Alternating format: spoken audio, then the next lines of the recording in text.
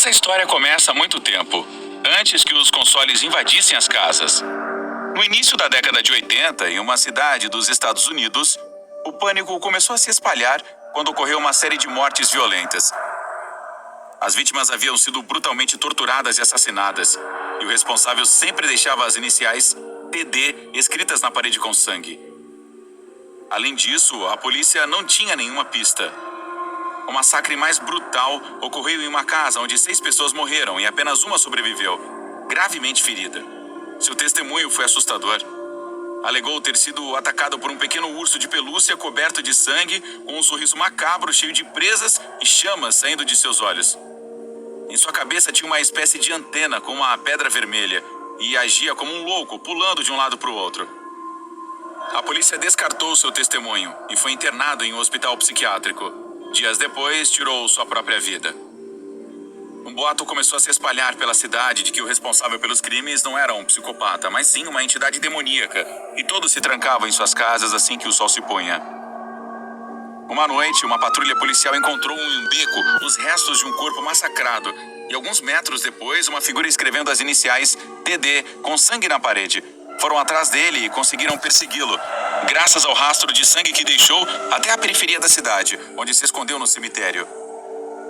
A essa altura, o alarme já havia sido dado, e diversas patrulhas começaram a fazer buscas pelo cemitério.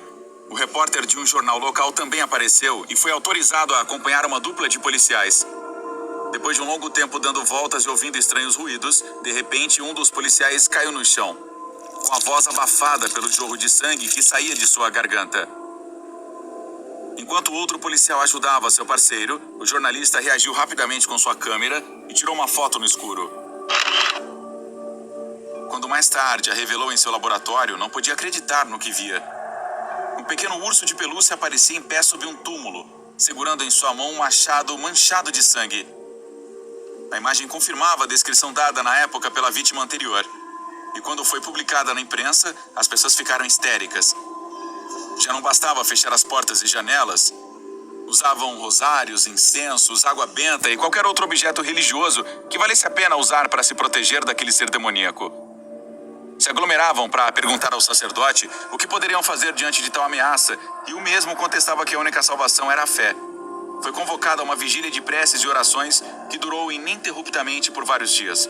As pessoas se voltaram para pedir ajuda aos céus e, assim, enfraquecer o poder do monstro. De repente, uma noite, a criatura apareceu, ajoelhada diante do padre.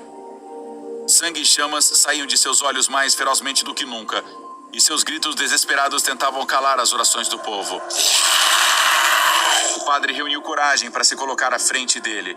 Pronunciou alguns versículos e o aspergiu com água benta, momento em que o monstro deu um grito de dor e explodiu, como uma grande bolha de sangue, encharcando todos ali presentes.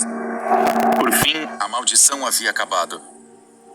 Tudo voltou ao normal e as pessoas tentaram esquecer aquela macabra experiência. Até muito tempo depois, no final dos anos 90, quando a Sega lançou para seu console Saturn uma nova parcela de sua saga estelar, o Sonic R.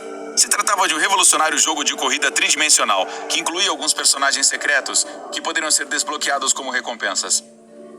Em uma casa de Los Angeles, na Califórnia, mamãe chamava seu filho para jantar, que estava trancado em seu quarto por várias horas, jogando esse novo título. Depois de diversas tentativas sem resposta, subiu as escadas pronta para repreendê-lo, mas o que encontrou a deixou transtornada. Seu filho estava deitado no chão, com os lábios azuis, espuma na boca e as pupilas dilatadas. O console estava ligado, e uma das músicas do jogo, Can You Feel the Sunshine, continuava tocando sem parar, com um tom alegre que dava a tudo aquilo uma atmosfera bizarra. Foi descoberto que o menino morreu de um ataque epilético por jogar muitas horas seguidas, o que não deixava de ser estranho porque não havia um histórico familiar dessa doença. Após o funeral, a família doou todos os seus brinquedos e pertences. O console do jogo ficou com seu melhor amigo, que já em casa o conectou e descobriu que pouco antes de morrer, o menino havia desbloqueado um novo personagem.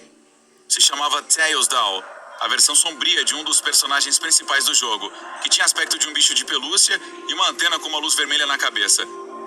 O fato foi divulgado em fóruns na internet e começou a se espalhar o boato de que o sangrento TD havia voltado à ação, através do macabro personagem do videogame. A cega reagiu rapidamente e fez com que desaparecesse de todos os seus produtos. Mas já era tarde demais e o pesadelo voltou a se tornar realidade. Algumas semanas depois, houve um novo assassinato. Mais uma vez, um cadáver brutalmente torturado e uma escrita com sangue. Desta vez mais extensa, dizia: "Obrigado por seu medo e por me trazer de volta à vida. De agora em diante não terei corpo. Não precisarei mais dele, porque sou o Tails Doll."